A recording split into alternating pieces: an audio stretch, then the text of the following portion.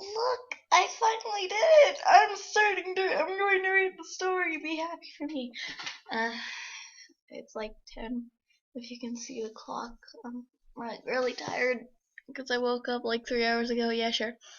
Whatever. I'm going to be reading You're Alive. I actually have an outtake of this, so I'll stop talking and read. So there was a nuclear war that wiped out all the countries except for the southern part of Italy, Russia, Great Britain, America, Spain, and China. They have all taken refuge in a small town in Britain. Don't ask why I chose that. Romana, Russia, and Britain all stay in a convenience store with just enough food to keep them alive. America, Spain, and China have been staying in a small pub. They were all dating each other before this, so each think their lover is dead. The first three, these three, never leave their building. The other three leave to scavenge for food, but they've never entered the store because they believe it's haunted. That's it. I'm using their human names in this, so, and you can read this down here, but you can pause it and read it, but I'm gonna read it later. Don't make fun of my accents, by the way. It was a bright and clear day, but the streets were quiet. The happy laughter of children enjoying the sun never filled the air. No cars rolled across the street, and all the doors were unlocked. It looked like a ghost town, but it was not, for 7 people lived in this town. Alfred, Arthur, Ivan, Yao, Lovino, and Antonio. Hang on. Lovino and Antonio, and one small girl who was about to change everything. And this is America over here. Groaning, I stood up. Why did Yao want me to go scavenge for food? Antonio and I have already given up on doing anything productive, ever since we learned we are the last countries on Earth. Our lovers were dead, as well as our relatives. Still, Yao insisted that I go look for food, so I guess I will. Walking outside, I heard a small cry.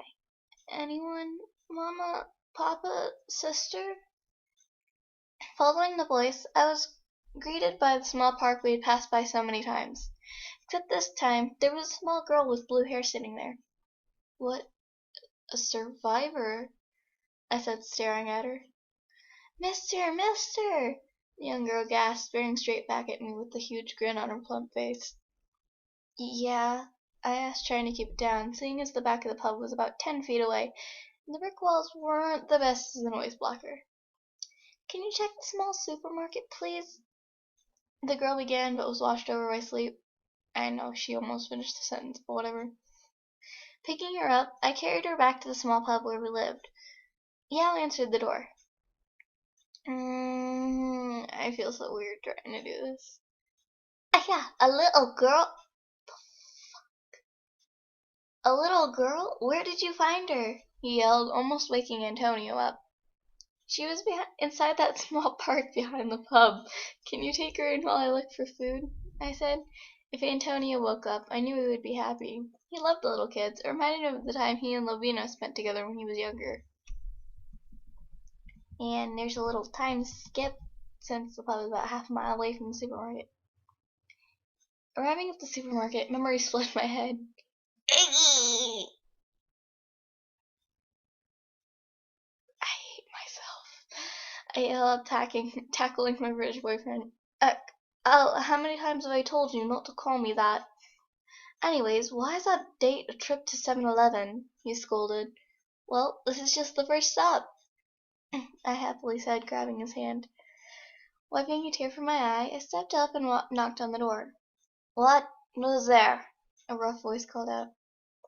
Another survivor, I muttered. Could you please open the door? I yelled. I have to speak quietly since I have neighbors. And, The door swung open in my face as I was knocked back. The only thing my blurry eyes saw was a curl sticking out of the person's head. Burger bastard, the person said. Yay! Again, you can pause if you want to read this, but I watched this is Romano's point of view over here. I watched Demon and Arthur sleep. Why do you two get to sleep when I get put on watch duty? I mumbled, crossing my arms. And for that fact, why do we have to stay inside all the time? I could be out seeing if Antonio's alive, damn it. I whisper screamed. I hung my head down. Antonio, I said, nodding off. Lovey! I turned around to see Antonio standing there with the same grin he had when we last saw each other. Tony, I sputtered, tears filling my eyes. Damn, why do I have to cry over him now when I haven't since I learned he was dead? What is it, you bastard?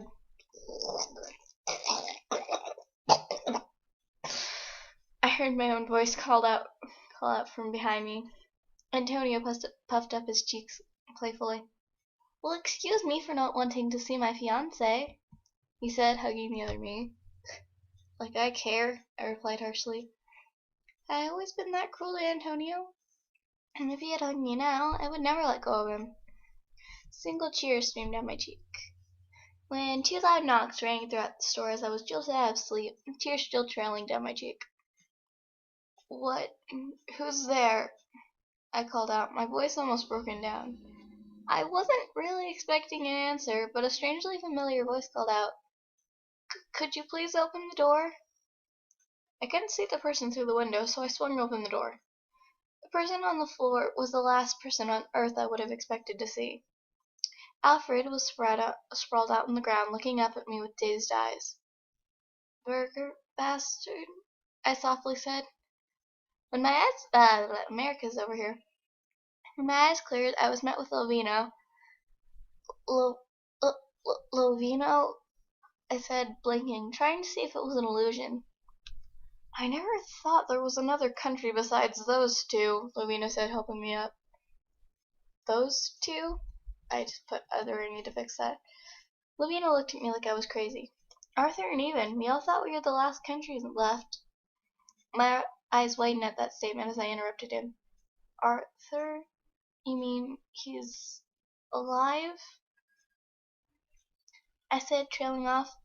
The Southern nation looked at me, suddenly remembering that Arthur was my boyfriend. Yeah, he's inside sleeping though. He doesn't like waking up now. I blinked again. Icky, I whispered, pushing Lovina out of the way to charge into the store, only to run into another figure. Alfred, is that you? A Russian accent called. It's much better than my first take. And over here is China's point of view. I laid the young girl on the table. I didn't know there were other survivors, Aru. I would have looked for Even by now. I sighed. Lovey! No. I heard Antonio cry from behind me. Finally woke up. Took him long enough. He had been sleeping for half the day. Glad to see you awake. Russian, damn it. Aru, now come over here and help me take care of this girl, I said, turning to him. Antonio widened his eyes. Girl? He asked, walking up and staring at the girl. Yes, Alfred brought her in about half an hour ago.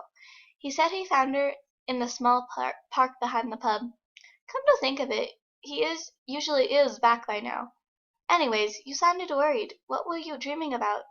I asked Antonio. He was staring at the girl, eyes almost filled with tears. Oh, the dream was nothing, he said, now smiling his fake cheery smile. Leave? The young girl asked as she sat up, finishing a question we hadn't heard. Antonio's face lit up as he exclaimed, What a cute little thing! Smiling a genuine smile, he pat her head. Huh? The girl looked confused. Where's the one I asked to go to the supermarket? Is he back yet? I blinked. The supermarket? I questioned. The younger girl smiled. Yeah, I heard voices, but I was too afraid to go inside, she stated. My knees gave way under me as I whispered, There are more survivors. Yay, look over to Russia. Oh my god, this is gonna hurt my throat so much. Yao Yao, where are you, my sunflower? I never get that key right. I called out, pacing the dark dream room. No answer. I burst into tears. I just want to see my family again. I miss them all, the Baltics, Natalia, Kashtka, Yao. I can never pronounce her name right. That's Ukraine. and that's Belarus. Why can't I see them again? Why did I have to survive the war? Why just me? I screamed, dropping down to the floor. The pictures flashed in my mind. First I found Natalia dead, then Taurus, then Edward, Lithuania, Estonia, and Ravis, which is Lavita. Then it was time for my older sister to go. I never saw Yao die, but I searched his country and found no trace of him. Ah, yeah, just get over it. I heard Yao's bold accent call out. Yao, I said, spinning around, but seeing no one. More tears streamed down my cheeks. I'm dead, so just get over it. The voice of my beloved Yao drifted through my ear. But I can't, Yao. We had so many wonderful memories, I yelled. The voice sighed. Well, I suppose you have a reason. He doesn't like waking up now. The statement was cut off by Lavina's voice talking to somebody. He woke up. Listening in, I heard a small whisper. Standing up to block the person's path, I was bumped into none other by Alfred F. Jones. Alfred, is that you? I might split this into a two-part series, but, well, let's see if I can get it finished in 4 minutes. This is over to America. Alfred, is that you? The Russian accent called out. I looked up into the face of my old frenemy, Ivan Burginsky. I mentally screamed his name over again. Ivan, I whispered. He smiled, saying, It is good to see another survivor. How have you been? I didn't understand. Ivan, this huge mass of land, was smiling at me. The one who fought against him in the Cold War. A genuine smile. I wanted to hug him, but then I remembered about Arthur. Ha ha ha! How could I not survive? I am the hero. Now, excuse me, Ivan, I said, squeezing past him and rushing over to the Brit who was sleeping peacefully in the corner. Arthur? Arthur! I yelled, shaking him. His eyelids parted, revealing the green eyes I loved so much. He blinked away the sleep as he stared up with me with a strange look. Oh, lovely, another nightmare. Come back to haunt me, he began, pausing to look at Ewan, who was next to me, and Lavina, who was at the doorway. Oh, you two are here to haunt me now. What's next? Antonio and Yao are going to show up and start kissing you two? To make me remember every single intimate memory Al and I have had with you? He stopped to point at me, laughing in my face, saying nobody will ever love you again. You had one chance? I looked down at him with soft eyes. No, Arthur, it's really me, your boyfriend, your love, your life. I never died, I explained. Arthur's eyes welled with tears. Oh, great, now you're trying to convince me you're really Alfred. Lovely, he yelled, tears running down his face. I told you, he doesn't like waking up. He thinks everything is a nightmare now. Lavina sighed. My eyes filled with tears. I hadn't thought about how he had felt all those years alone. It could have been a living hell for him, knowing the only love of your life is dead and you have to live forever with that grief. It would drive anyone insane. Arthur was still screaming. Get away! Stop haunting me! Iggy, I whispered out, my voice breaking. He sobbed out, Don't use that nickname, I beg of you. I hugged him. Arthur James Kirkland, I cried out, same amount of tears streaming down my face like confetti. I heard the gasp from behind me. Arthur James, wow. Apparently he gained a British accent, lovely. Arthur James Kirkland, Nightmare Alfred said, wrapping his arms around my waist.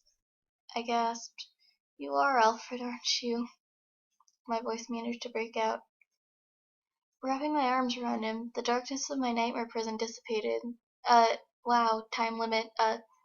Probably gonna have to set this into a 2-part, so sorry, knowledge round, and thank you for 30 subscribers.